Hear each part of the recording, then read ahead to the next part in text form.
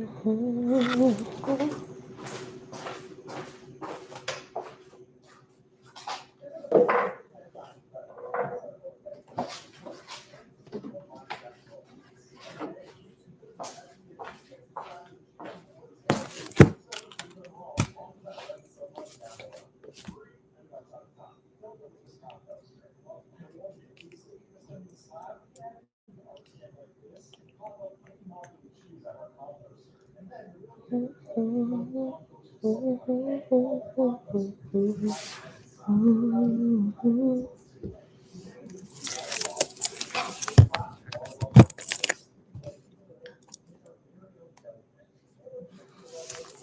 right, beautiful people. Shebrew, okay, sis, first one in the room. All praise to the Creator. Shalom, shalom.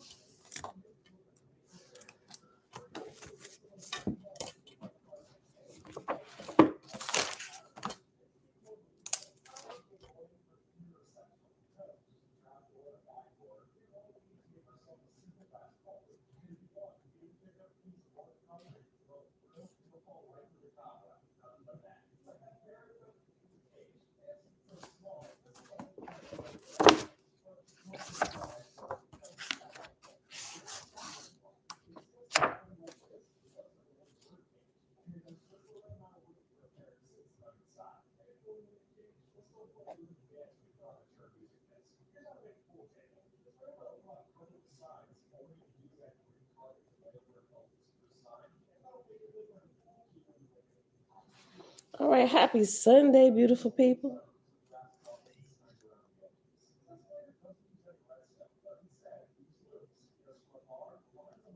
It is November the 20th, 2022, day 268 of year 4 of reading through the books of the law and the prophets, another 4-year consecutive day count, day 1287.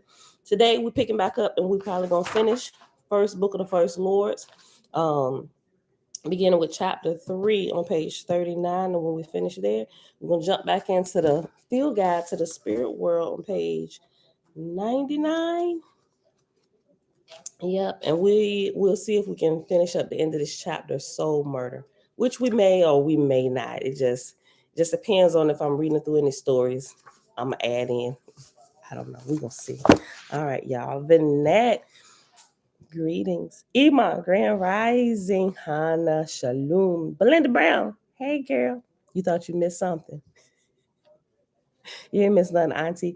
Derry CM, Shalom, Shalom. Prince Yehuda, Shalom. Bless up in the name of Ormaz, the greatest light entity, right? And everybody else here hanging out in the background. Top of the morning to you.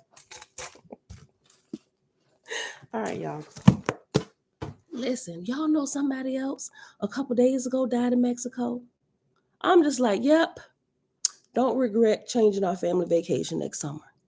A young lady from here, a gentleman from Texas, and one of the other friends. It was 3 of them went down to Mexico. Yes, I saved the link. I'm gonna share it with y'all. Look up. Matter of fact, the girl from here is from Virginia Beach.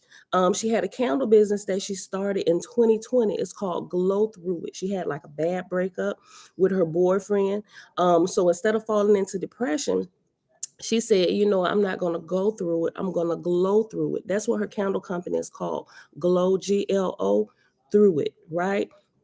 Young girl, she was in her 20s, but started the candle company. She did live here in Virginia Beach. What happened is, just to give you a quick synopsis of the story, her and 2 of her friends went down to Mexico. They were staying in an Airbnb, right? But she was actually on the phone with her boyfriend when she started to get sick. And she told him that, you know, she's not feeling good. And, you know, so when they finally got off the phone, she said she's gonna lay down, you know. So he called back in the morning just to check on her to see if she was feeling any better. And when he couldn't get in touch with her, he got in contact with the main people who was over the particular Airbnb that she was at. And they went to do a welfare check for her boyfriend. And when they went up there, they found all 3 bodies dead. I'm like, oh my gosh. I'm like, and the reports came back that it was carbon monoxide poisoning. I'm just like, Do they have like no rules and regulations for their housing there like we have here? Like you gotta have a detector. Me and my husband were just talking about this a few minutes ago. It was like we going to Lowe's right when my video is over, and because the ones that are here, you can tell they built this house in 2005, and the owners that were previously here, they are the original owners from the time it was built in 2005, right? But we can tell, you can look at them and you can tell they probably like the original ones, but they worked, they passed inspection. We was like, you know what? We're changing everything out. We need to get the latest model, you know. But that's not something I ever want to have to worry about. You know, that's not, you don't really hear that too often here in America either, for real. Just because of the housing codes and things that have to be in compliance. But yeah, I'm like, yo, this is crazy. You know, anytime I see something where we can make ourselves and our house better, and you know, solidify our safety in another area just a little bit more, and it only costs a few dollars to do so, we doing it. We changing out all of them today. I'm just like, this is crazy. Yeah, so look her up. I'll share the link. And in the video, because her best friend did a video about it, and there was in her best friend's video, she actually put the links to a couple news stations that covered the story a couple days ago. It's crazy. um Yeah, right. Jamia, shalom, shalom. BC, shalom. Y'all, Tabitha, y'all, Cooper, shalom, shalom. Well, you welcome, Jamia. All right, y'all. So yeah, you switched over. You watching on both prints. All right, y'all. Let's get started. All right, page 39, chapter 3. And remember, this book is about what was happening. You know, we had Sathantes, who was the first god over earth when it was time to be inhabited, and man was at that level to where, you know, now we need a god. But we heard their story in the book of Sathantes, and this is their chain of command, the first lords, like under the god. So this is where, right here, the book of the first, that's what Genesis should be called. The book of the first lords. First book of the first lords, right? It's not even talking about the God, and not even talking about the creator, but it's the lords that's talking in Genesis, right? Okay. I digress. Chapter 3, page 39. And God gave commandments unto man that the earth might be a place of rejoicing forever. And these are the commandments of the Lord God as given in that day. Thou shalt strive to remember the Lord thy God with all thy heart and with all thy soul. And thou shalt not kill man, nor beast, nor bird, nor creeping thing, for they are the Lord's. Thou shalt build walls round about thy cities, that beasts and serpents may not enter and do thee harm. And if thy habitation be in the wilderness, thou shalt build mounds of wood and earth to sleep on at night, that serpents and beasts may not molest thee.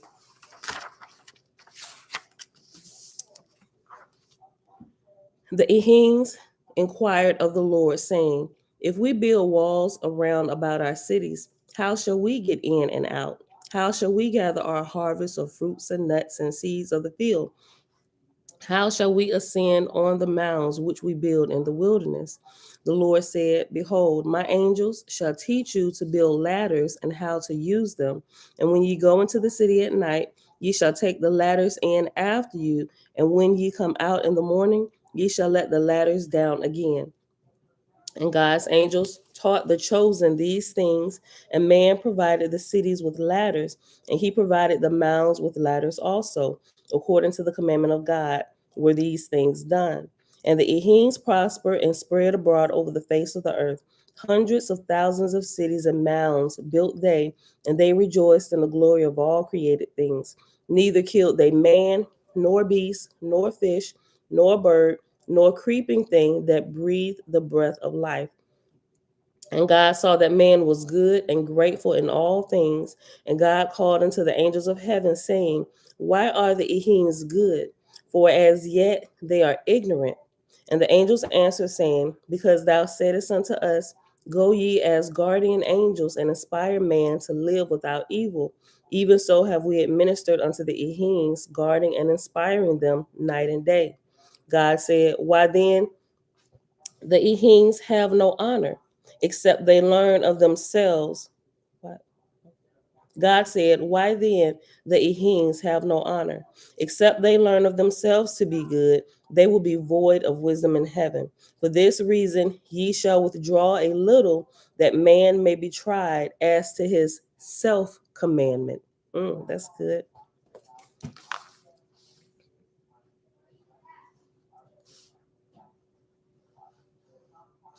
Let's see what he do when y'all not around. God said, why then the Ehings have no labor, except they learn of themselves to be good, they will be void of wisdom in heaven. For this reason, ye shall withdraw a little, that man may be tried as to his self-commandment. And the angels withdrew a while from the Ehings, and now it came to pass that they had stored in their cities and on their mounds ample provision of food and raiment for the winter. But the Droops followed not the example of the Ehings, for the Droops stored up nothing. And when the angels departed a little way, evil spirits came to the Droops and said unto them, behold, it is winter, and ye are hungry. Go ye over the ladders and possess the stores of the Ehings. And the Droops plundered the Ehings, and evil spirits set upon the Ehings also, and many of them were inspired to defend their stores. And war ensued, and it spread around about the whole earth. And we remember from the other day what the mark of Cain was: war, right? And the Ehings besought the Lord as to why God suffered evil to come upon his chosen. And the Lord said, because ye depended upon me for all things, ye developed not yourselves. Henceforth shall man learn to face evil on his own account. Otherwise, he could not attain to the Godhead in heaven. Two entities has thy Creator given thee, that which is flesh and that which is spirit, right? We still got that today. Part of us is flesh, the outer, and the part of us is spirit, the inner. Two entities has thy Creator given thee, that which is flesh and that which is spirit. And the flesh shall desire earthly things, but the spirit shall desire heavenly things. Behold, when the Droops came upon thee for thy stores, thy flesh cried out, war, and thy people fell. Again, I have come to thee to raise thee up, to make thee understand the spirit within.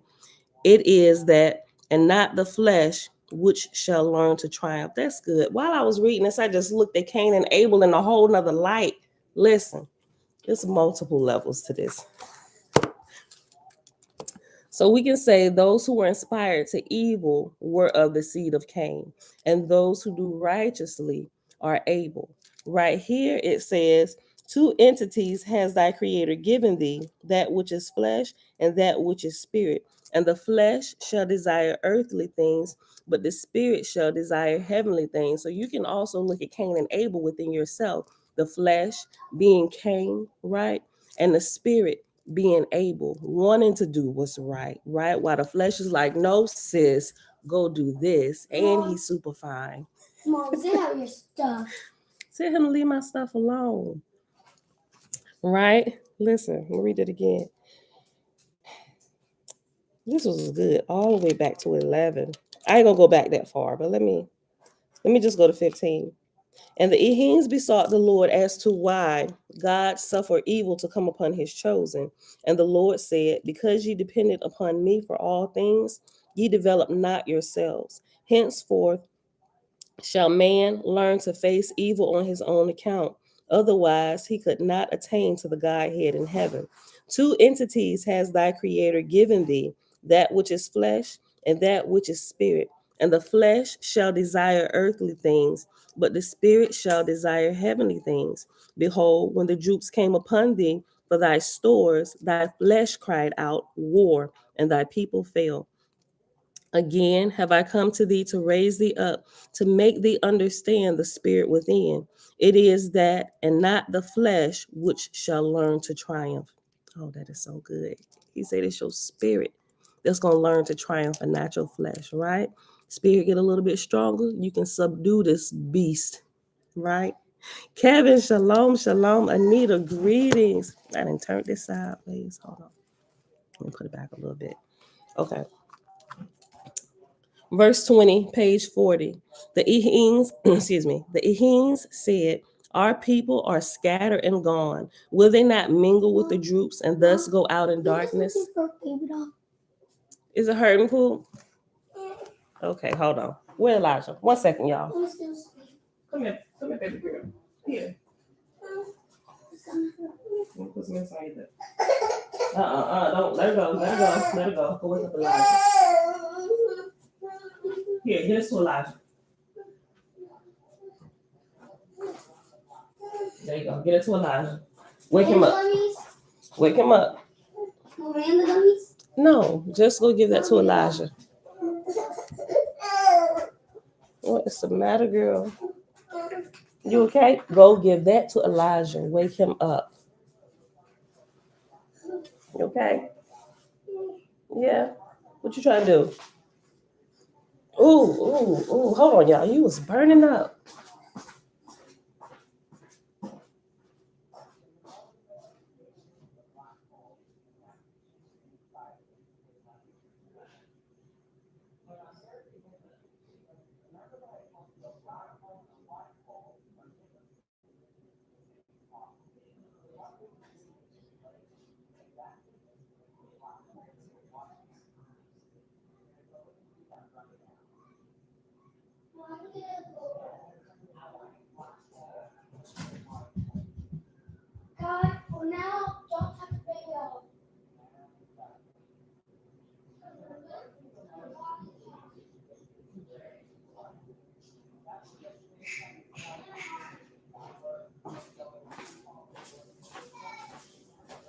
Hold on, y'all. And where's her cup?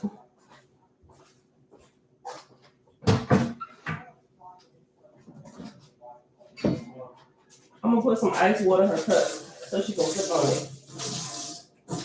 While you doing that.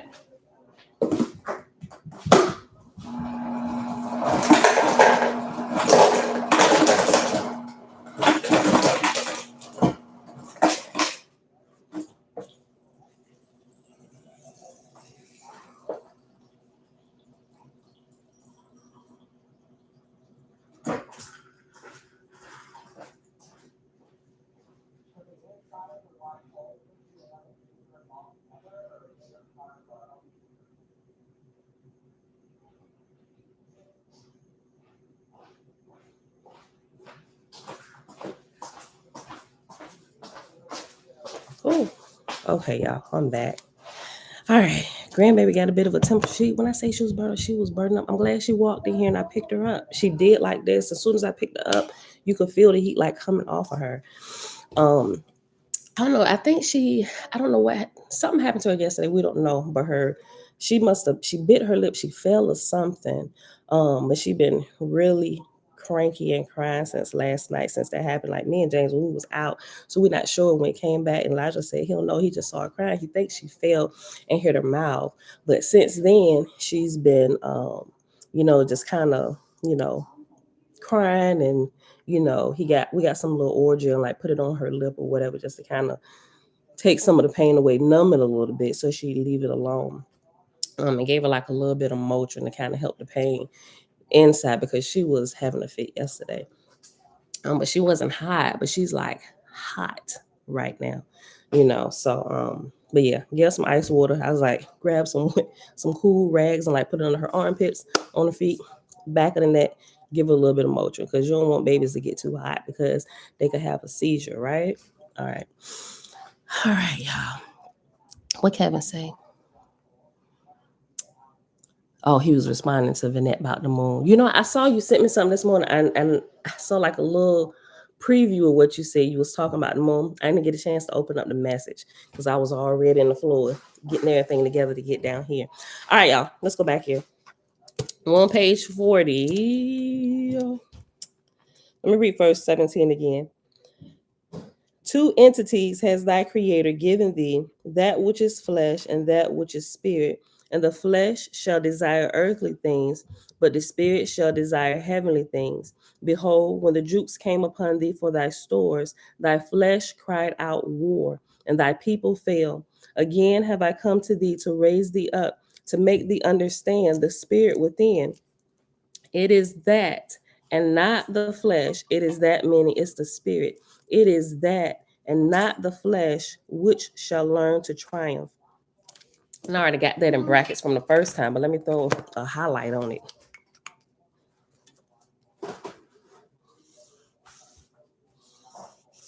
Yes, so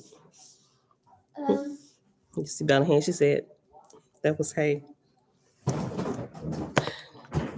Verse 20. The Ehines said, our people are scattered and gone. Will they not mingle with the Drooks and thus go out in darkness? There's Dad. Did he ask for that? He didn't. He back. I know he didn't. Go wash face. Go look in the mirror. Look at yourself in the mirror. Clean yourself up. The Ehines said, our people are scattered and gone. Will they not mingle with the Drooks and thus go out in darkness? The Lord said, behold, there were Drooks who had learned a little from the images. Now, because thy people are scattered and gone, they shall go amongst the Drooks and teach the law of incest and the name of God, and they shall also begin to hide their nakedness.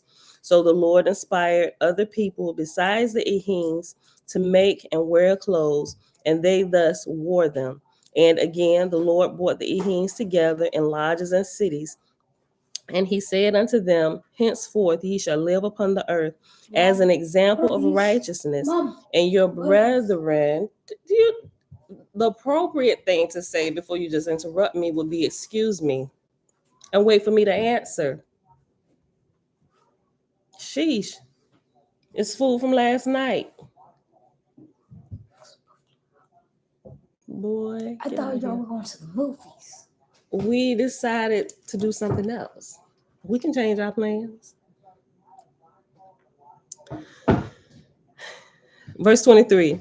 And again the Lord brought the Ehines together in lodges and cities, and he said unto them, henceforth ye shall live upon the earth as an example of righteousness. And your brethren who have mingled with the tribes of darkness shall no longer molest you, but be your defenders and protectors. And there began a new tribe on the earth, and they were called Ehuans, because they were half breeds betwixt the Drooks and Ehines. The Ehuans were red like copper, and they were taller and stronger than any other people in all the world. And the Lord commanded the Ehuans, saying, protect ye the Ehines, the little people, white and yellow. Call them the sacred people, for ye are of them, and ye are also of the Lord your God. And it was so. And that's the end of chapter 3. And somebody asked a question yesterday about the law of incest or the crime of incest, and it was in the comment section, and I didn't get a chance to respond to it because it came through like when me and my husband was out, and I was like, I'm gonna have to answer this later. But I glanced over the question, and if I remember correctly, they said, what if somebody is born of incest today? Are they not capable of eternal life? So what I want to reiterate is yesterday when we were talking about this, those ones who were not capable of eternal life, they've died out. They've been gone. Everybody alive today, no matter how you were born, is capable of eternal life, right? They can still get to know the Father. So I think that was the gist of the question. Those ones who are no longer capable of eternal life, they don't exist anymore here, from what I understand. According to this, that whole race of them died out.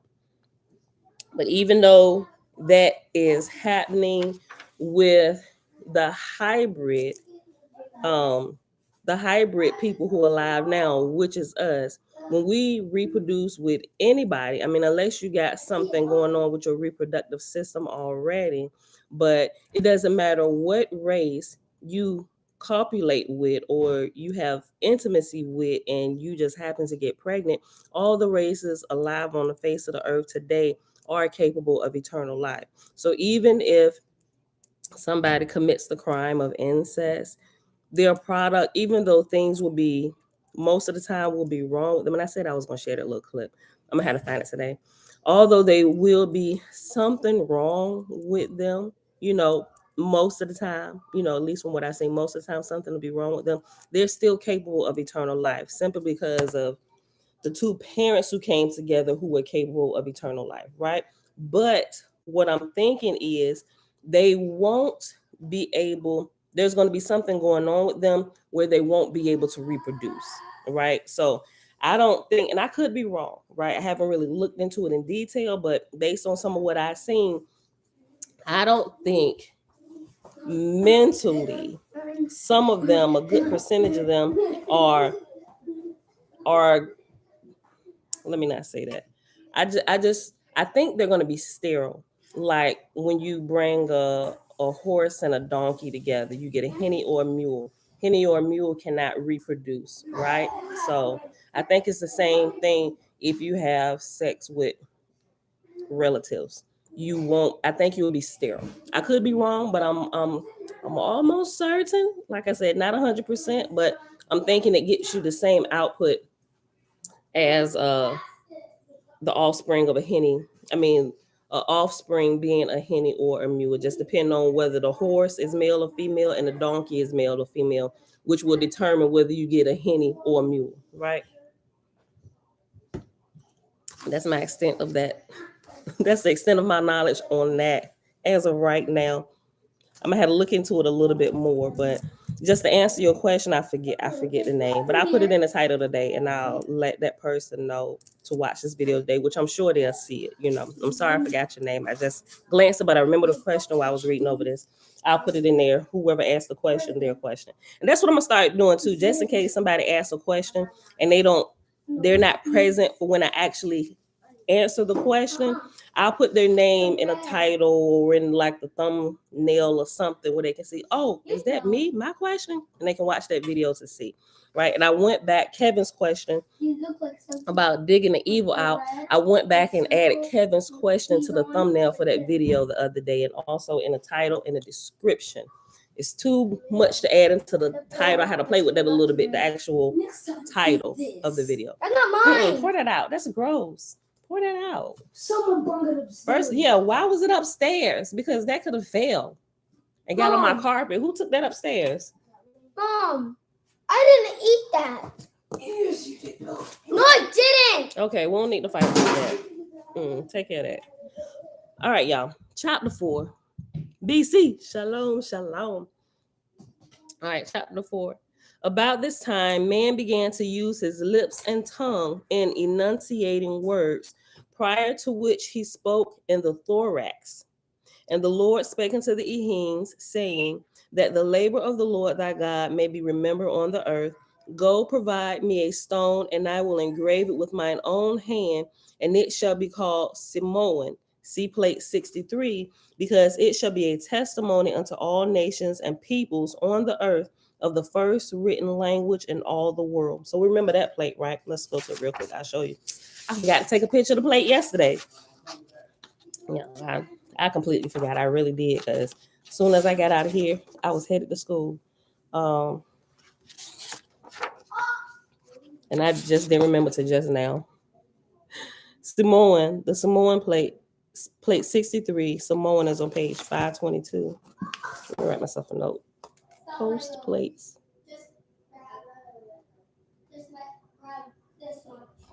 Yesterday and today. Okay. It's like 566. It ain't 566. What did I say? I forgot what I said.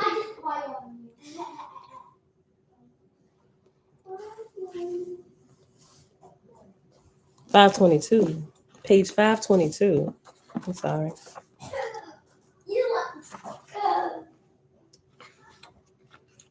Kendra, that was you. Okay. Kendra asked that question. Okay, I'm here, says Pam. Just listen in the background. I asked that question. Thanks to you both and Jamil for answering that question. You're welcome. What Jamil say? I missed it. What she say?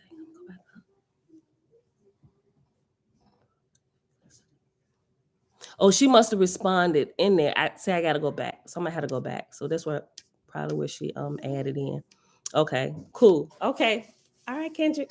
All right, so page 522, plate 63. is Samoan. And remember, this whole chapter, I believe, is called Samoan, which I want to say, is this the first? I think this is the first chapter. Because it's, yeah. And it starts on page 521. This entire chapter, Samoan relates to this plate. And every verse represents the symbol in this plate, and it starts from the top left corner and it goes to the right all the way to the end, and each symbol is a verse beginning at 1 all the way, so I believe it was 121. It explains what each of those symbols are. Yeah, all the way to 121. So within plate 63, it's 121 icons or little symbols. And like I said, each verse, the first one, like I said, you have to count because the symbols are not numbered, but it's going in the order of all the way at the top left hand corner, 1, 2, 3, 4, all the way to the end. And when you get here, you drop down to the next and go back to the left and go to the right. That's how it's going, 1 to 121. Okay, we figured that out the first time reading through, about halfway through it. Okay, so hop back.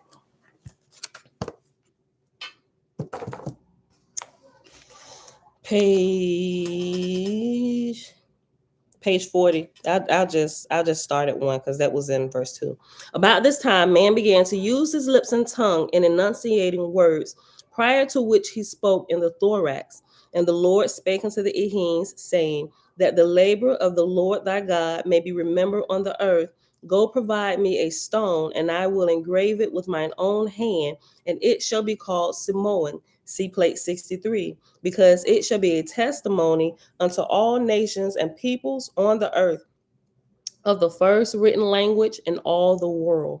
And the Ehims prepared a stone and hewed it flat, and then polished it smooth. And the Lord came down in the night and engraved it. And the Lord explained it through his angels, taught he the Ehims the meaning of the characters engraved thereon. And the Lord said, go into all the cities and all the countries of the world, and provide ye copies like unto the tablet I have given. So it came to pass, the angels of heaven inspired the Ehims to make tablets and go to read them, that the first language of the earth, Panic, might be preserved to the races of men. And it was so. Now the Ehuans partly obeyed the Lord and partly obeyed the way of the flesh, and they became warriors and destroyers. Nevertheless, they harmed not the Ehims, nor suffered harm to come upon them. And God commanded the Ehims to make eunuchs of the yaks, the monstrosities, and use them as servants. They call them monstrosities. That's horrible.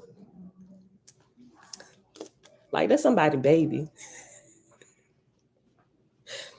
God had commanded the Ehims to make eunuchs of the yaks, the monstrosities, and use them as servants, for the Lord saw the yaks were not capable of everlasting life in heaven. Now the Ehuans also served the yaks in the same way, but they disobeyed God in inflicting the neutral gender on their enemies whom they captured in war. And although they were themselves half breeds with the Droops, yet they hated the Droops and pursued them with vengeance. And I want to say this means that they cut their jank off. They made them neutral gender. Now the Ehuans also served the yaks in the same way, but they disobeyed God in inflicting the neutral gender on their enemies whom they captured in war. Yeah, I'm almost certain that means they castrated them. If I'm wrong or somebody knows different, help a sister out. Yeah, no reproducing. Y'all ain't never heard people call people man parts junk. And in some cases, let me stop. Nope, I'm not gonna go there. Let me keep reading. Verse 6, I'm going to read again. God had commanded the Ehenes to make eunuchs of the yaks, the monstrosities, and use them as servants, for the Lord saw that the yaks were not capable of everlasting life in heaven. Now the Ehuans also served the yaks in the same way, but they disobeyed God in inflicting the neutral gender on their enemies, whom they captured in war. And although they were themselves half breeds with the Droops, yet they hated the Droops and pursued them with vengeance. In those days, the relative proportion of the races of men were Ehenes 100, Ehuans 300, Droops 5,000, Yaks 5,000, and of the monstrosities betwixt man and beast 3,000. But the latter died each generation, for they had not the power of procreation amongst them, which, yeah, like we was just talking about, right? So that's what I'm thinking, that they, although they nowadays everybody is capable of eternal life, they lose the power to procreate, to continue creating.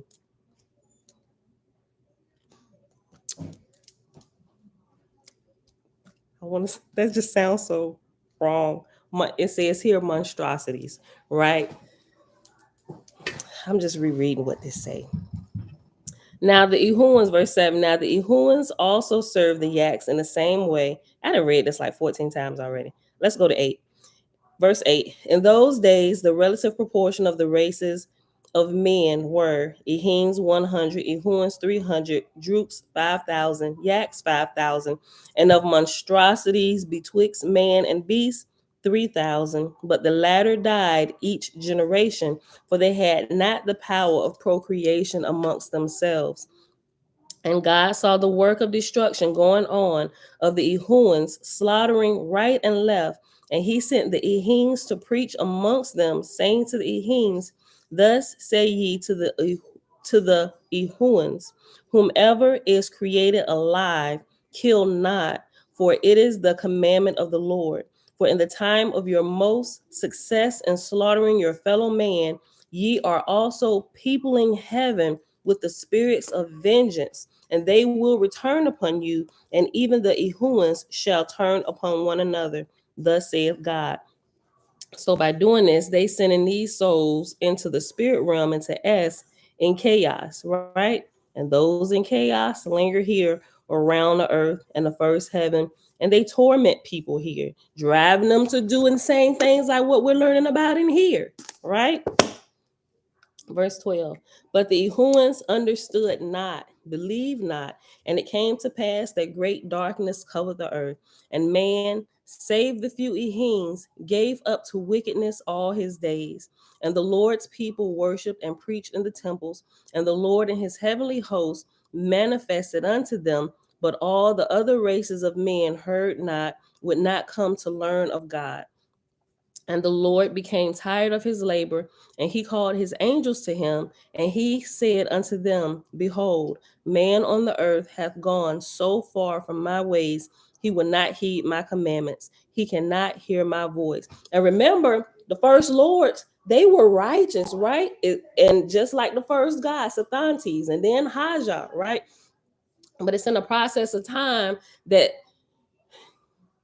the evil and the wickedness came in. But remember, when this first started off, everybody was in line with the keynote. So whether they're talking to the Lords or they're talking to God, they're getting true light and information, except for where it specifically says the Jukes came in or whatever, right? But those in charge at that time, they were in line with the keynote, right? So the commands that were coming from the highest heaven, being what we consider as the highest heaven before we knew that there was a higher, but being passed down from God, he was trusted by Creator to be here and to run this according to all the rulings that the higher heavens are, right? Teach man our ways that he may rise up through the ranks and become one of us, right? So all of this was good, even when they was using the idols and stuff. The idols were brought in to teach those who were not at the time able to they were not capable of eternal life. And it says some of them still couldn't understand. They tried to really break it down to the least common denominator. Okay, let's just use figures now to try and see if we can get them to understand. So that wasn't necessarily a bad thing when it first came on the scene, because it was used as a teaching model. Remember Ken and Barbie? I wish I had her Ken and Barbie.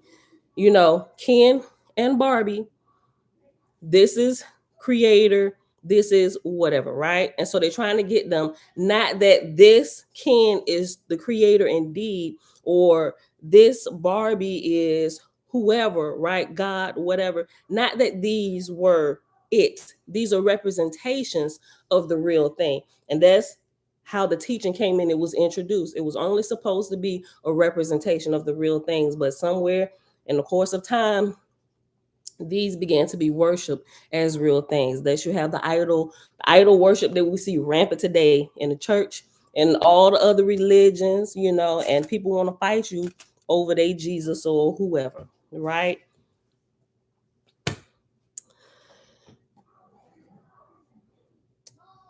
Verse 14, page 41. And the Lord became tired in his labor, and he called his angels to him, and he said unto them, Behold, man on the earth hath gone so far from my ways, he will not heed my commandments, he cannot hear my voice. And your labor is in vain also, for which reason we will tarry no longer on the earth till man hath exhausted the evil that is in him. So the Lord and his angel host departed away from the earth, and clouds came over the face of the earth. The moon shone not, and the sun was only as a red coal of fire. And the stars stood in the firmament as well in the day as at night. The harvest failed, the trees yielded no nuts, and the roots on which man feedeth ceased to grow. And the monstrosities and the yaks and the drooks died off, tens of millions of them, and even yet they were not extinct. Nevertheless, the Ehuans suffered less, and the Ehines not at all, for the Lord had previously inspired them to provide against the coming famine. And the Lord bewailed the earth and the generations of man. I made man upright and walked by his side, but he slipped aside and fell, said the Lord. I admonished him, but he would not heed. I showed him that every living creature brought forth its own kind, but he understood not, believed not, and he dwelt with beasts, falling lower than all the rest. And we see this in Genesis.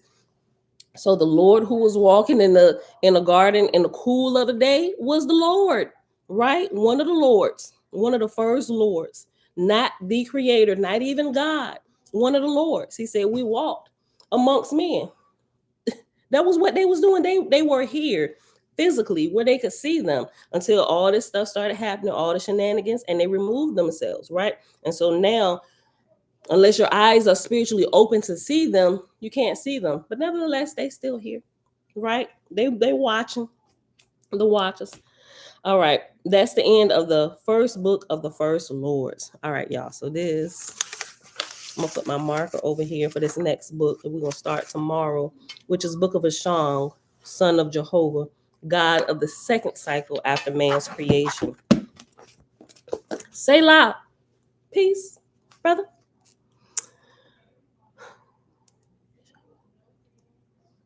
Kevin said, I bet it would be mind blowing to know how many other worlds are falling to false gods like ours is. According to Oahspe, every world goes through these cycles, right? This is how the earth and man is developed spiritually. Every world.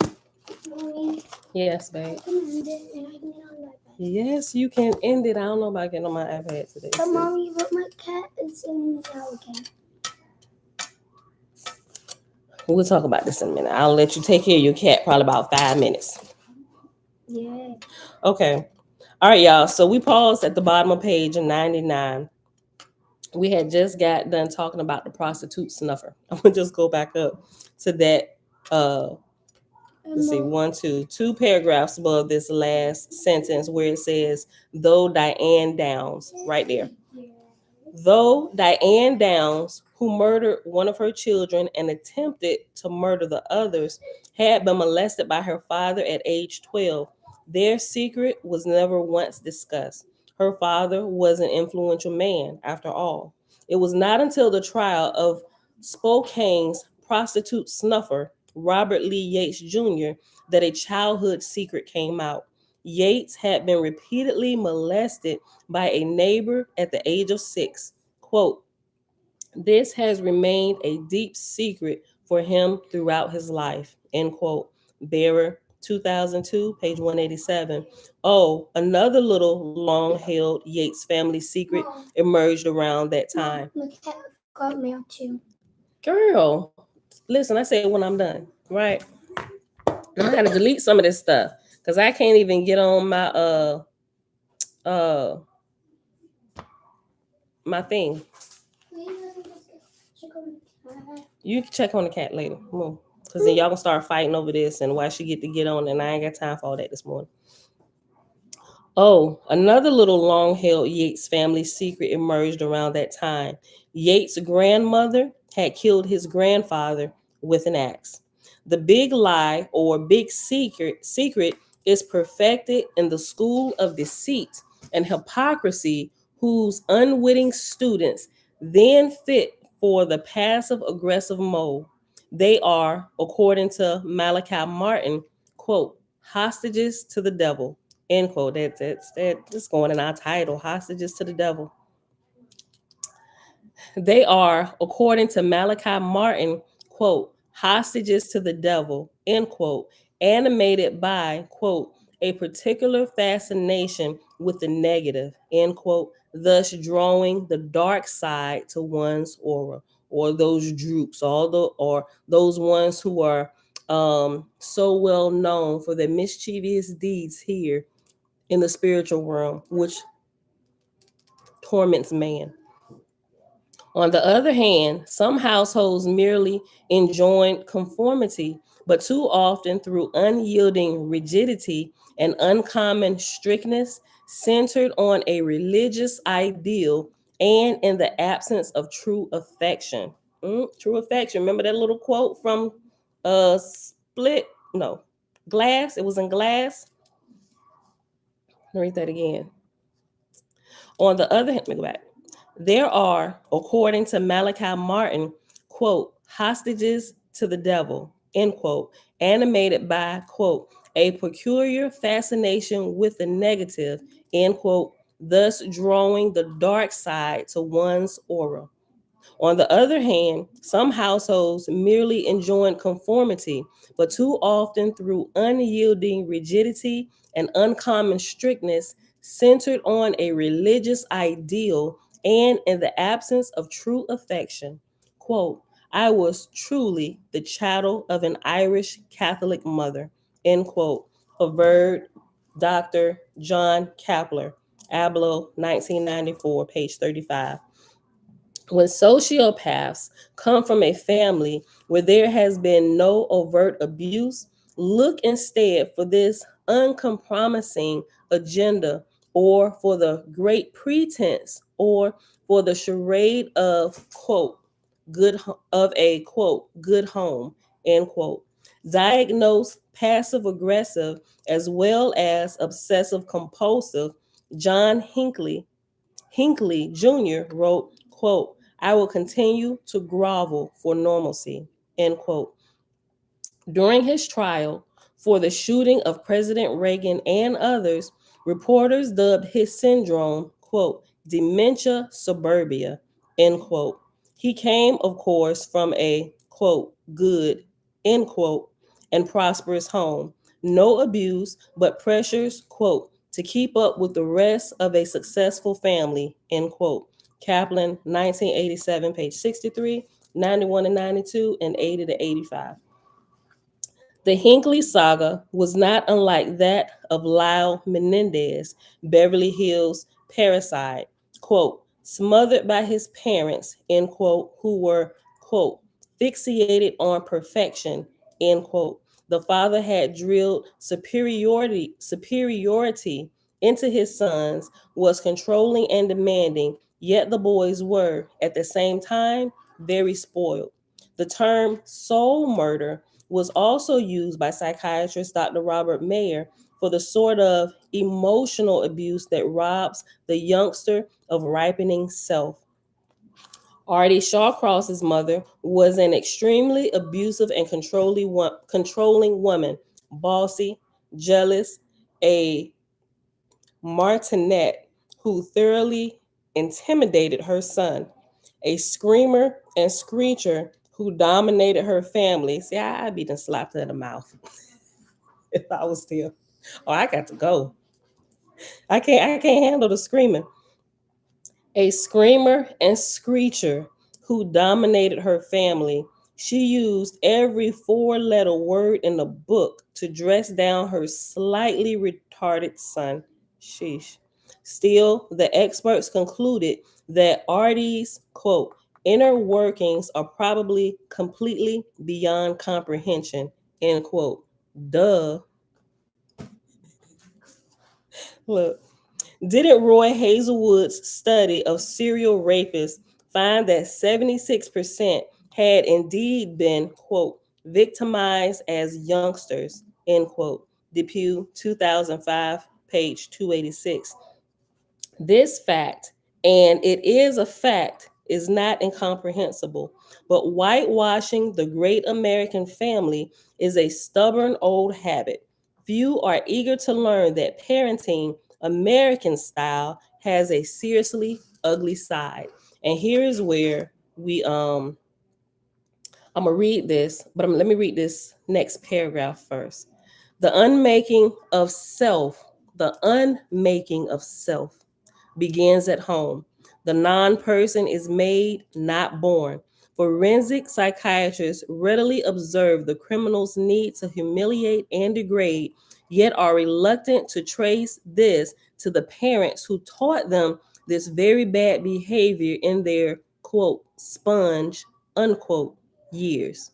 Lousy parenting, criticism, debasement, belittlement is the kindergarten of crime. Okay, so go back to page 101, and we're going to read through this 12 steps, and it's entitled 12 Steps to Raise a Delinquent Child. And I'm going to reread that paragraph that I just read. So here's a picture so you can see Facebook, YouTube. I'm going to take a picture of this too. I'm going to remember, y'all. I'm going to remember. Okay, so I'm going to read it. 12 steps to raise a delinquent child. Number one, begin with infancy to give the child everything he wants. In this way, he'll grow up to believe the world owes him a living. Clearly, we can see that. Like, we have to get on ourselves. Like, we was talking about this yesterday. We was out. It was like, have we done our children a disservice? Thinking about some of the things Jeremiah be saying, he was like, y'all just let them get away with murder. Not that we really do, like, because y'all even seen here when they come try it, right? But some things are like, maybe we are just a little bit too lenient with some things, right? Which is why they keep fighting over my little iPad. Why? Because I done locked up all the electronics, all of them, all of them, right? Yeah, so just we just like, we can't put spoiled product out there in the world, right? Because it's like we see too much of that. And when you see them, the first thing, I mean, you be like, she done lost her mind or he done lost her mind. Where the child's parent? They always come back to the parents. Not that we want to be looked like in such a way, but we really truly don't want to put people who haven't been properly, that haven't been I'm getting tongue tied, that haven't been properly prepared for the world and just go out there thinking that the world owes them everything because we give them everything, right? It was like, we need to slow down, right? And our thoughts were, I mean, we didn't grow up in the richest of families. Our parents did what they did. And I grew up, I had a pretty good darn life growing up. I didn't ever ask for much anyway, but we was just, because you know how it's always something that a child wants that the parents say no, not right now, whatever, and you get this thought, well, when I grew up and get out here, I'm gonna get this and I'm gonna get my children everything they want, right? That's not a real good philosophy to have. And as you get older, if you have that philosophy, hopefully you would change that as you're adjusting and maturing mentally. Mom, hey girl, hey. So you won't be putting spoiled product out here in the world. And we can see the product of spoiled children. The ones throwing temper tantrums out there, that's the results of parenting at home, right? You let them get away with murder at home. And so when they get out here in the streets and they want what they want, and you like, nah, baby, you can't have it. And little Johnny start to throw a fit. Let me tell you, what my kids be like, they do like this, do like this. And when we was at Disney World, Josh said it was a kid. I told you about this story. It was a kid out there throwing a pure tea fit. This not the one where my husband told y'all the story about when we went to get ice cream and the little child was lost. So he assumed he was lost, but the dad was right there, and he went off on his daddy. Boy was like what? He was like 6. Talking about some, Dad, you lost me. Like he was up there. We saw the child. He was like screaming, like, oh my God, where's my dad? Where's my dad? And people's looking like, oh snap, somebody done lost their child out here. And but the dad, he was coming. And they were of I mean, not that it really makes any difference, but because when I heard it, but I didn't see it. My husband actually saw it because he took Isaiah over with him while he went to get ice cream from this particular place while we was waiting for some from over here. I heard it, but I didn't see it. But my husband was close enough to where he see it. And the first thing I said was, and don't this is. I probably got to break myself out of this habit because I see black people doing shenanigans too. I was like, was they white or was they black? He said neither. They were like they were some they were like Korean or Asian or something like that, right? Not that, y'all get what I'm saying. But he said when the son heard the dad, he said, buddy, I'm right here. I'm right here. Um BC. I'm trying. Look, I don't want people to think like I'm racist, but we have like a lot of white friends, and look, our white friends and our different color friends, they're not racist. So we don't like sit around joking on colors or nothing like that. But my husband, in a heartbeat, he'll say, even some of the people that we work with and stuff, like, man, that's some white boy stuff right there. They would start laughing, and I mean, it's we know this. We've been knowing them for years. Like we hang out with them, their families. We know, but y'all get it. Um, but he said, buddy, I'm right here. And the little boy said, Dad, you lost me. And proceeded to wail on his daddy. I mean, when I say wail, not scream louder, he punched his daddy. And his daddy doing like, oh, Johnny. I'm like, Isaiah. James said Isaiah bowed down, dropped his ice cream like, cause you better not even look like you want to say something back. They all go through that little stage where they stomping their feet and stuff. I'll tell them in the heart, I say, stomp your foot again. I'm gonna stomp on it the next time. Like I don't be abusing my kids, but sometimes I say stuff like that. I ain't really gonna stomp on their foot. I'll probably go pop them like, pull yourself together. Absolutely not. But I really want like discipline of actually whipping a butt. We don't even really have to do that, because our kids are pretty good kids and we can talk to them. We may have to say something twice, maybe a third time. Maybe I do, but my husband got down pat. He'll just look and they be like, oh, Father, forgive me. I had a lapse of memory on where I was and who I was a child of. Forgive me. Let me do this over. I'm gonna correct my mistake. Yes, we're gonna put this in reverse. Hello, Father. How was your day today? Right? They would do that with my husband. I'm like, where's this whole rewinding thing? Let me pull myself together, mother. It was like, but mom, why I get the but moms and crap, right? Listen, you're gonna show me the same respect you show your daddy. You show me that respect when he's standing right here. Don't think just because he turned the corner, you can roll your eyes or something, because I'm gonna help you roll them back the other way. Well, all right, let me get back to this. 12 steps to raise a delinquent child. Let me reread one again. Number 1, begin with infancy to give the child, not even finished, look, I be telling so many stories. I started with telling you what Josh said when this 14-year-old kid was snapping off on his daddy. And it was crazy. We seen kids not even like snapping off where moms were like, Johnny, pull yourself together. It was the dads. And that's what was mind-blowing to me. I'm like, where's the backbones to these fathers? Like, why are they not saying this? It's just like, oh, Johnny, I'm so sorry. Well, let's hurry up and get back to the hotel. I'm like, And Josh, my 12-year-old, Josh was like, what the heck? And he said it loud. Josh has no filter. Like his middle name is Takaya, which means loud shofar, loud blowing shofar, right? And Josh, he embodies that. He has a loud voice. His voice carries. And we were literally like right there when this was happening. When I say this little 14-year-old kid was snapping off, even adding curse words and what he was saying, and his father, you could tell his father just looked distraught, right? He's just like, well, well, F it then, Dad. I'm like, Josh said, I mean, everybody like, everybody, the whole Murphy tribe is now looking like with them eyes, Auntie Belinda Brown, you did. Everybody eyes and head and body turned around like, Josh said, he did like this. He said, what the crap is going on here? And I'm just like, Jason, boy, quit. Look, we all being those, don't do that. And he was like, who gets away with talking to their dad like that? And he was so loud. I'm like, oh my gosh. But children know they got good common sense. At least I know mine do. When they can recognize this stuff out in the street. Like, you don't do this. You want to run that scenario with the Murphy tribe? One of these mini Murphs get out of a pocket? Y'all want to try to? Oh no. Like, that's unhurt. No, children are supposed to act like that, Father. Never would we ever. Let's straighten up real quick. All right, listen. 12 steps to raise a delinquent child. Number 1, begin with infancy to give the child everything he wants. In this way, he will grow up to believe the world owes him a living. Number 2, when he picks up bad words, laugh at him. This will make him think he's cute. This is a pet peeve of mine.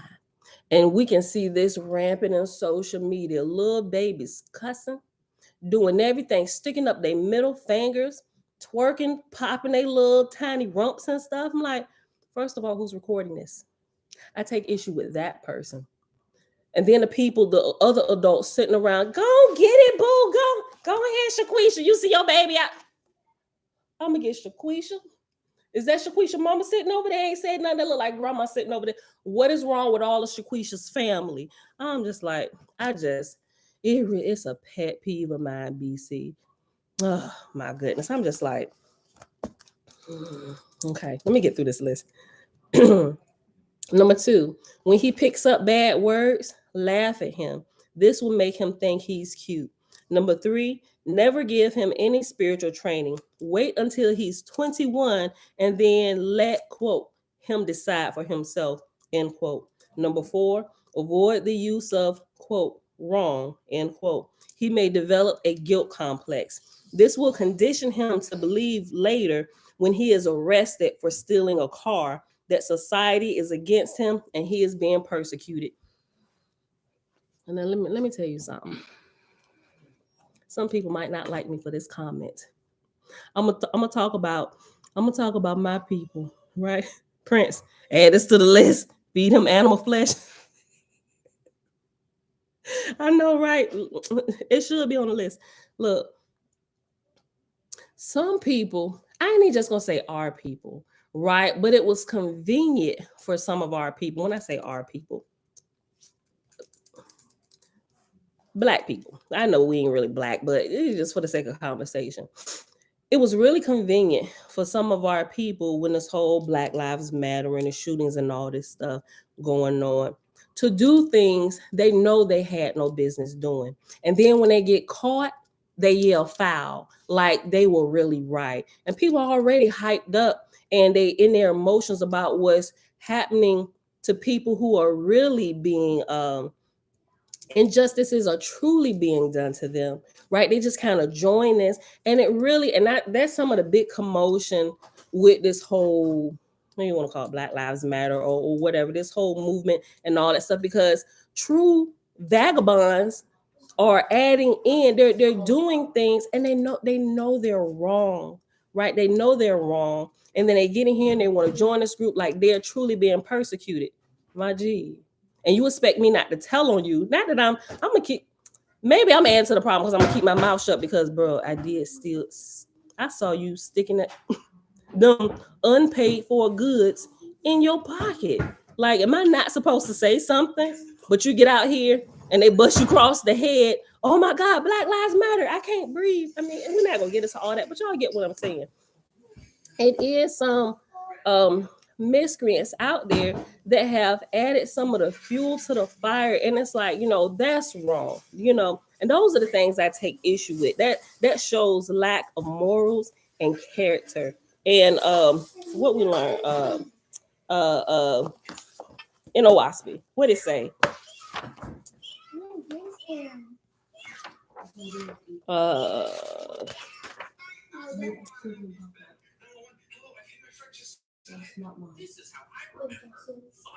in here in this portion where it talks about where they depended on the Lord's for all things, henceforth man shall learn to face evil on his own account, otherwise he could not attain to the Godhead. Right? And when nobody's watching, sometimes, whether it's we responding out of anger or we think nobody's watching, and we can do sneaky things and get away with all of that stuff, falls under this right here. Right? People think they can do this and then scream foul and then get everybody else in trouble. And really, if we dissect this matter a little bit more, like I like to say, could you really stand in front of the Creator and tell him the same story that you're trying to peddle to me? And some people are like, well, yeah. And some people really believe their own lies, so sometimes we gotta, before we get like overly hyped up in our emotions about something that happened, we really have to pay attention to some of the other things that was happening. Like I talked about, and I ain't really gonna get into it, but I looked into the life of one particular person who the big Black Lives Matter thing happened with. And there were some nefarious things being done by this particular person. It was big all over the news for years, right? So when I started looking into it, and they make all records public, and this person had actually been being investigated by police already, even at the young age, because of what was happening. Yes, baby. That's Pop Pops. Put it up in the microwave. I'm sure he gonna want that when he come down here. Yeah, put it in the microwave. But it's wow. Yeah, and some people do. Many hide behind a shield of power while doing harm. You got it on both ends. You got people abusing their power. You got those who can think they can get over on authorities, and it's not right from either side. I don't agree with any of it. I just think you need to fix yourself, do self-evaluation, and learn to do what's right from the out or from the inside, and that's what's going to radiate outwards. But sometimes when things come to the news, a lot of the facts they suppress. And even doing trials and stuff, during trials, different evidence and stuff that could possibly come out, they suppress. The lawyers get in there. Oahspe talks about lawyers, right? Because you have some lawyers, they really just in it to win a case. They all about that almighty dollar and stuff, and they're going to win their case.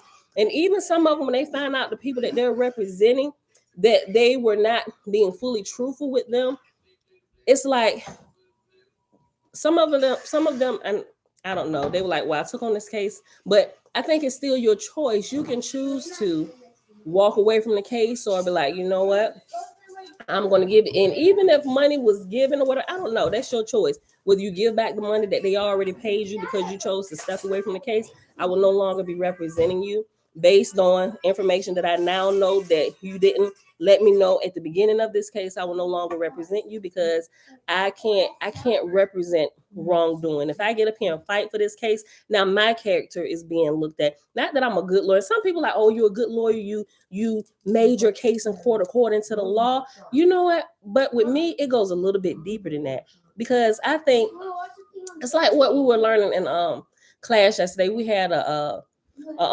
speaker come in, a well-known speaker came in, and they said leadership is not what you do, it's who you are at the core of you. So, and y'all know I'm going to school for business, right? It's who you are at the core of you. Your business will represent you. And they asked and said, what's the difference between a leader and a position leader? Meaning a leader who is in a position because you've made it up and they promoted you here. What's the difference between them and a true leader, right? The position leader is leading because of his position. And it's not what this leader does that will that'll clarify what type of leader they truly are.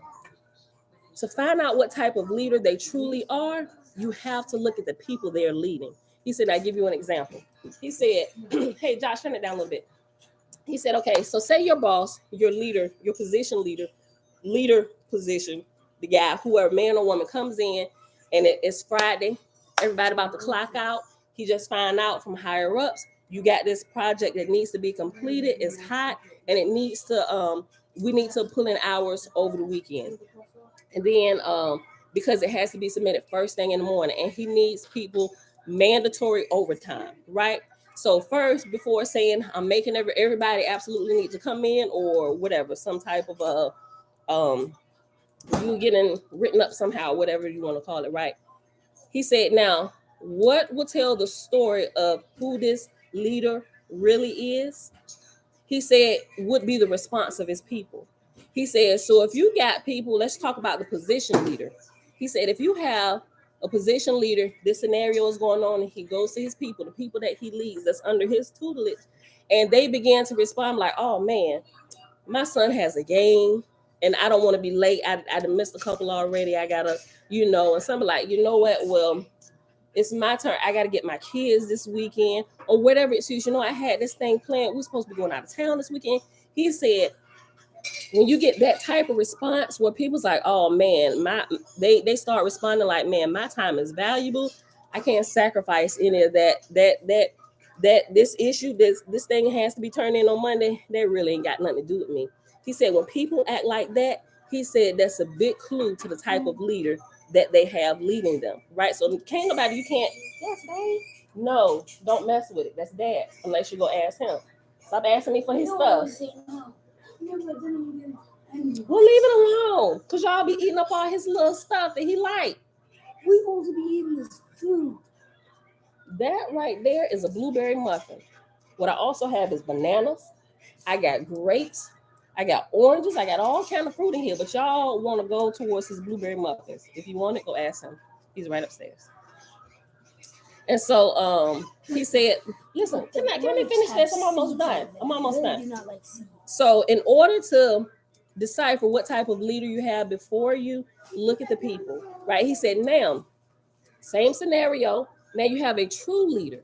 The true leader comes in like, man, I know it's the end of the day. Everybody's looking forward to their weekend, but I just got this project that they said absolutely has to be turned in. They moved the closing date or whatever up, and it has to be turned in as soon as offices open Monday morning. He said, now when the people, oh man, boss, don't even worry about that. We on it right now. They will begin to adjust their schedule to accommodate their leader. When the leader don't even have to fully explain what it is. It's just like the people just jump in there. Don't worry about it, boss. What do you need from us? And they began to take this on. Okay, how we can do this? Everybody jumps in. All right, Sharice, you got this part. That. Oh, I know this. Wait a minute. I've been looking up. Yep, I'll handle this portion. I got this, boss. Don't worry about it. What time? Well, it need to be turned in first thing Monday. We'll have it done by the end of tomorrow, Saturday, right? He said now, when you look at that, you look at the groups of people, not looking at the two leaders standing up here, but you look at their people to determine what type of leader they are. Who shows that they're the real leader? I'll ask y'all, who shows that they're the real leader? Example one, whereas people's like, oh man, I got this thing playing. Me and my girl, Anita Baker is coming, this weekend only. And it's going to be 5 states away. Anita Baker's here this weekend, right? Or the ones like, boss, you know what? Say less. We own it. We'll have it done not the end of Sunday. We'll have it completed Saturday, end of day, right? And they'll adjust. I'm like, you know what? I can call in a favor. She said that she would do this. So if I need to just call, we can adjust. Don't worry about this, boss. We got it. Who y'all think? Hold on.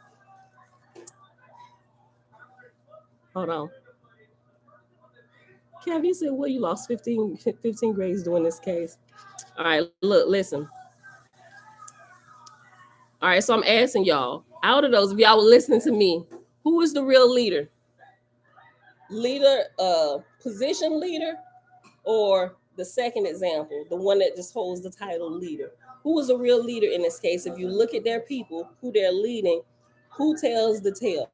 The second example, exactly, Tabitha. Right. Those are the marks of true leadership. When you have people not that are just like following you religiously or trying to get out of stuff, like, oh my gosh, how much longer we got to be here? But people who are like truly engaged. And it's not that he has skills to be engaged, but this tells a deeper tale because you can tell, like, boss, you know, at Say Less, people that respond to you like that means that there is something a little bit deeper that's happened in a relationship with the leader and their people. That means that this leader is giving of their time and they really care about you, right? And your people know that you truly care about them and not just what they can do for your organization. They in turn begin to care for you. You got an issue, boss? Say less. We got you, right? That's the that's the true tale of who is a true leader. And I was like, you know what, that is so good. And we can see that not just in business, but in every area of life, no matter what type of organization you go to, whether it's churches, businesses, whatever, any fast food places, Chick-fil-A, Chick-fil-A versus Chick-fil-A. I say Chick-fil-A and Starbucks. Yeah, Chick-fil-A and Starbucks, just like right off the top of my head, versus um mm, what's we don't really go to, but y'all get the point, right? You got Popeyes. Oh my gosh, just look at Chick-fil-A and Popeyes. Like if I was still going for real, I would choose Jesus Chicken Store any day over Popeyes because the people out there and Starbucks, they're always so happy, so jipper. And I looked into the internal dynamics of Starbucks. Even when that whole thing happened, when the gentleman, they felt this discrimination a few years ago. The CEO that was in place during that time was Roz Brewer, right? A black woman, but look up Roz Brewer and Starbucks, right? The way she came in and she helped adjust this organization to things and got them more they got like the racial diversity training and stuff, and she was the first one. Like, she immediately came out and apologized for what had happened to those gentlemen while sitting in a Starbucks restaurant or little cafe. And I'm like, I'm just looking at different management styles and stuff and how they go in versus somebody like Elon Musk going in here, batting up Twitter and firing everybody. It's like, bro, you are a tyrant. Like, you come in, you should probably just observe first and see what's going on. Find out where the problems are at. He going in, firing everybody. Now you realize you ain't got nobody to help you run Twitter. It's like, wait a minute, let me slow down, let me step back. Right? All right. I was off a little bit. Not too much, but what was we was at what, four? Like 4 and 5 goes together, right? Listen. Okay. Number 4. This is number 4 in the chart, 12 steps to raise a delinquent child. Look, right. The respect, they respect that type of leader. They really do. There's a mutual respect, leadership to employee, right? They really care for their people. Like I said, not just what you can do for my business, but there's like this even back and forth, right? We want to see you accelerate. We want to see you move on, even if you're not with our company forever, and it would be great. But you know, I would like you. Like, what are your aspirations? Like, what do you really want to do in life? Do you aspire to own your own business one day, or maybe even be in leadership of somebody else's business? How can we help you get there? Right. So some of the stuff me and my husband was talking about this. I was like, we really got to start implementing some of this stuff. Like, we're still kind of considered like mom and pop, but we really want to develop it to where people, you don't have to be with us forever, but we really want to see you reach your full potential. Where do you want to go? Right? How do so we was like, we really got to sit down and start doing this, right? This is really good. Okay. Which falls in line with the perpetual growth and those helping you grow, right? We help to raise up others. Gloria, hey girl, hey. All right. Number 4. of 12 steps to raise a delinquent child. Avoid the use of, quote, wrong, end quote. He may develop a guilt complex. This will condition him to believe later when he is arrested for stealing a car that society is against him and he is being persecuted. Josh, turn it down, please. Number 5, pick up everything he leaves lying around. Do everything for him so that he will be experienced in throwing all responsibility on others. Wow. I'm starting to make my kids fold their own clothes, right? I get the best. So, oh my gosh, like Zay. Yesterday I say, Zay, I washed all your clothes. Like Josh and Saya, they can wash theirs, but Isaiah's 8. I'm like, let me do this. I was like, all of this basket right here is yours. And I poured it out on our bed. I said, fold them right here and then go put them up. He was like, well, why I gotta fold them? I don't know how to fold them. I said, no worries. Fold it however you like.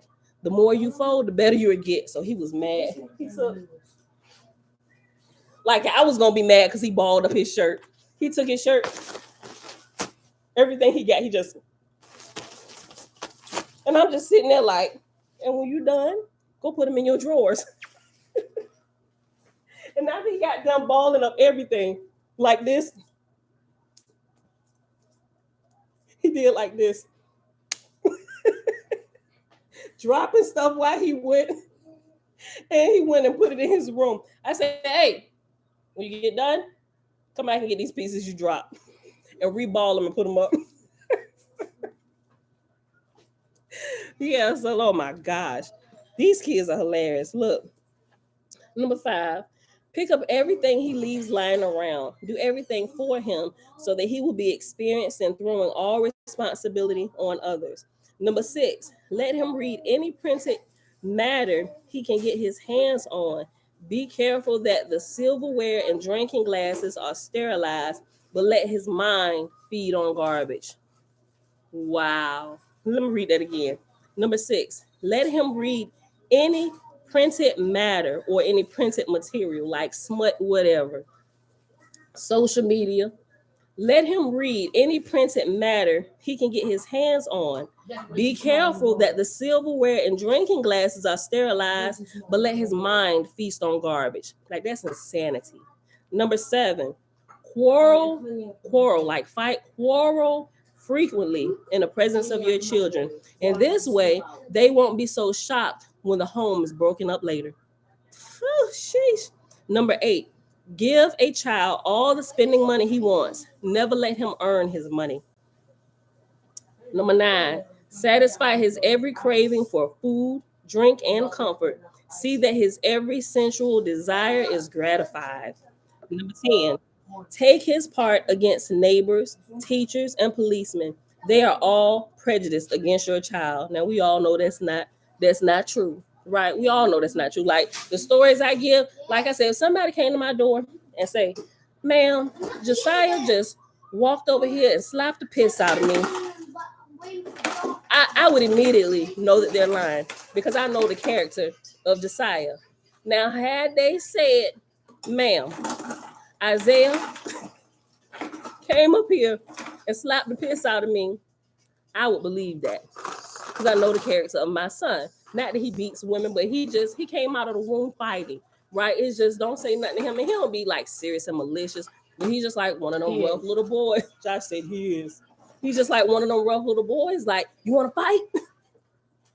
Like my aunt. Listen. Sometimes my aunt come, I be like, Zay, you can't be too rough with auntie because, and my aunt don't care, even though she got like a pacemaker, she don't care. She be roughhousing with the boys, like it keeps her young, and so she loves it. And I be like, oh my gosh, auntie. She's like, girl, I'm fine. I'm like, but okay, all right, yes, the Lord of heals, like all of this. And so I'm just like, calm down, don't be jumping all over auntie. Auntie coming in here, Nerf wars, running through the house with the kids. I'm like, oh my gosh, what is going on here?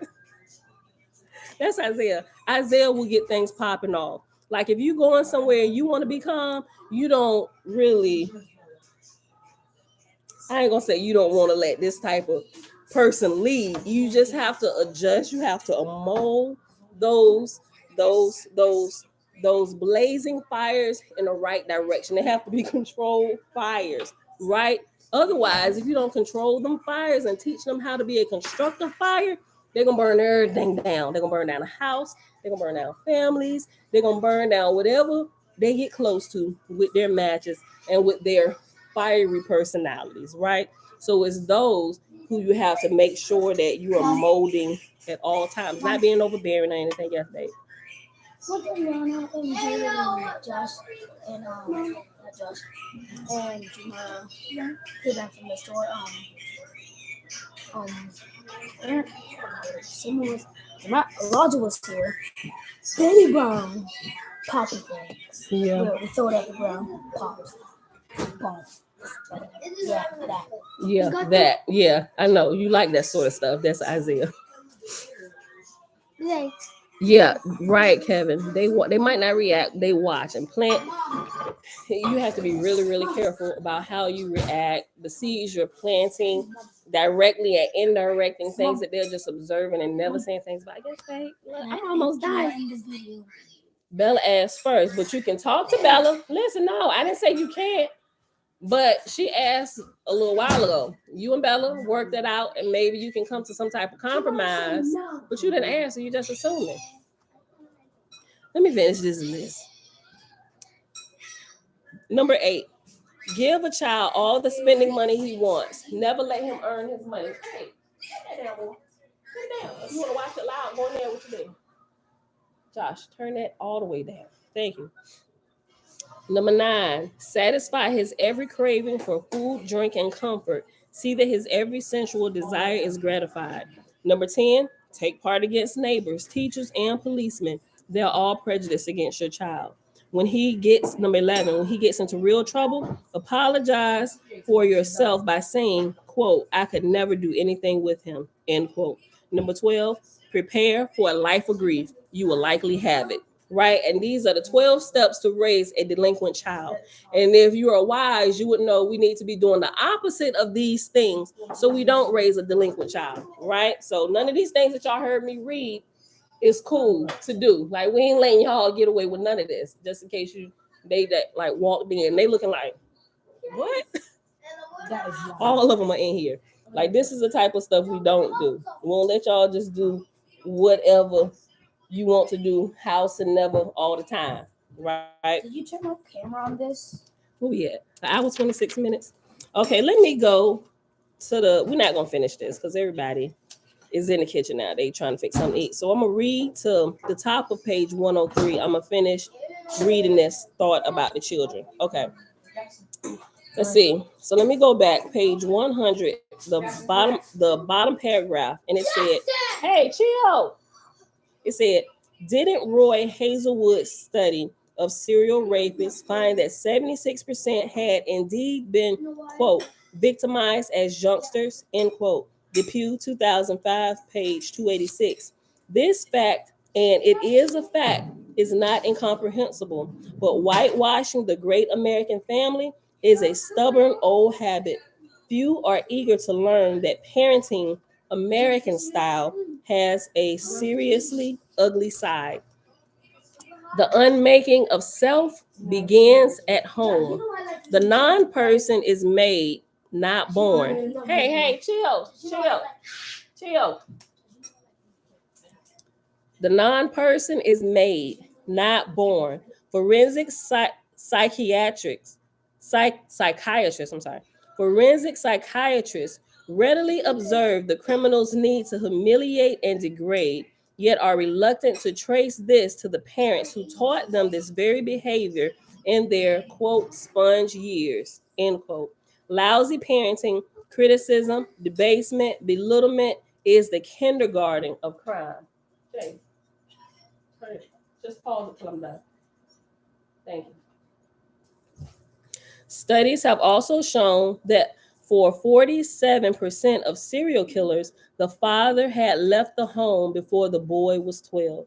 That leaves mom, quote, the harm you, quote, well, in brackets, the harm you, mother, did can never be undone, end quote. Ted Kaczynski, Unabomber, quoted in Douglas and Old Shaker, 1999, page 287. Let me see it. Let me see that. Thank you.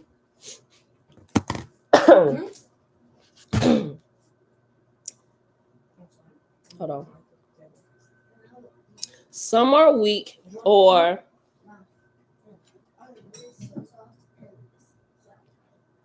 what you say? How do you know this word? Masochistic. Masochistic. Yeah, that's what it is. Some are weak or masochistic women who attract the sadistic husband, boyfriend. Some are jailbirds or alcoholic. Some turn tricks, but most rule the roost. 2 out of 3 serial killers were raised by a domineering mother. Quite a few of these moms are sociopaths themselves. Others are schizophrenic. Some are possessed. Some are perfectionists, which we can see that was true of Kevin Crumb's mother in Split, right? When they showed flashbacks of his mom, she had something was wrong with her. Quite a few of these moms are sociopaths themselves. Others are schizophrenic. Some are possessed. Some are perfectionists. Some are provocative, seductive, serial wives, marrying and divorcing in steady succession. Some are overly possessive. Some are explosive, and some are downright scary. Profilers, we know, have whittled the homicidal formula down to control and domination. But killers do not come into the world with these urges. They were taught it, usually by their parents. We are so quick to identify the beast of dominance in these deviants, but so reluctant to acknowledge its creator. Parents, caregivers, like the overpowering alcoholic father who practically enslaved his sons. Bondage, bindings, and all such evil accoutrements do not come out of thin air, but are learned early in the school of entrapment. That's good. I'm adding it to the title. The School of Entrapment today is also going to be in the title. Hey, where's the remote? Did that unpause itself? No. Yeah, it goes. Who got that other remote? Isaiah. Leave it alone. You can pause it, but don't turn it back up. I'm almost done. Bondage, bindings, and all such evil accoutrements do not come out of thin air, but are learned early in the school of entrapment. Enter the serial killer, rope fetish like Harvey Glatman, whippers like Henry Lee Lucas, sadistic control freaks like Eric Napolitano, all with a hostile or highly domineering parent. The mothers of genocidal men, for many, if not most, serial killers prey upon females, are controllers. Matricides, Ed Gein, Henry Lee Lucas, John List, Ed Kemper are usually the product of an overbearing mother. Kemper, remembering his own as, quote, a damned, manipulating, controlling beast, end quote. Vronsky, 2004, bless you, page 261.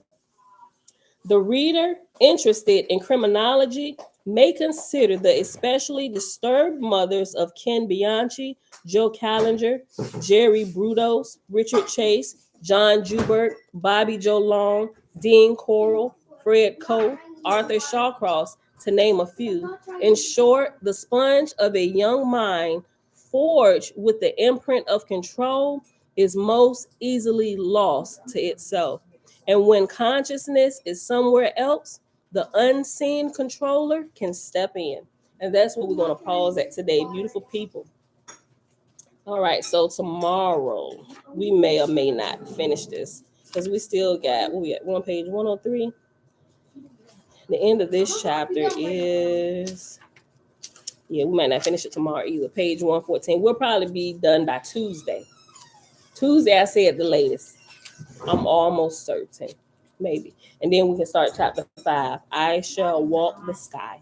All right, beautiful people. So let me put my page numbers in here. 99 to 103, 39 to, I forgot to put the page number here. I hope y'all enjoyed the readings today. Mom, this is what I mean. What? Look, Bella, can I end the video? Josiah went upstairs. Josiah asked you to end it. Right there. You asked? Yeah, I don't have 3 buttons. Oh, so y'all, I don't have 3 buttons. Yeah. Unless one of y'all want to press the post button for Facebook. Me. No, me. Okay. Sorry, do that since you. Who want to? Sorry, you can press the okay. You can press the post button. Which one you in? The Facebook or YouTube? YouTube. YouTube. Okay, And so what is they are in This is Facebook. YouTube. Okay, pause. Wait a minute, y'all. Did I say what was my words of adoration this morning? And I know I forgot to end it with one yesterday. What did I say this morning? Did I say it? Because I know I had it prepared. I didn't write it down. I was going to say, now let me think of 2. You did not say it. Yeah, I think I didn't say it because I started with this new tragedy in Mexico. You're welcome, Kendrick. Let me see. Yeah, I don't think I said any. When I think about it and I don't write it down, sometimes I forget.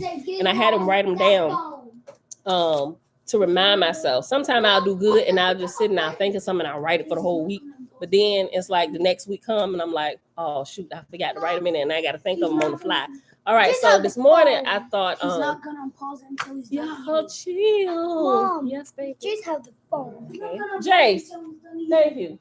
Bring the phone. Bring it back. No, you had the opportunity to keep it paused when I asked you the first couple times. And when I take you, you don't come sneak it back when you see me sidetrack. Oh, get along. Zay snuck it. Now to take it now because you came and snuck it back. I'm gonna take it and give it to your daddy and tell him to hold on to it. Oh, who took it? Zay. So why did you take it and tell me he had it back? I already get you. Now you think I'm wrong if I say you can't end one of these little segments up here today because you did that, making me think he did it. First of all, apologize to him because you just got him in trouble. Apologize to him. You came and took the phone, right? And then you came and told me, look, he got the phone back. No. Bella said that. Okay. Somebody said it. I'm sorry. Okay. Anyway, I'm holding on to the phone. Okay. Let me bring myself back in. It was one I had prepared this morning. Guys, chill. All right. Father, we thank you.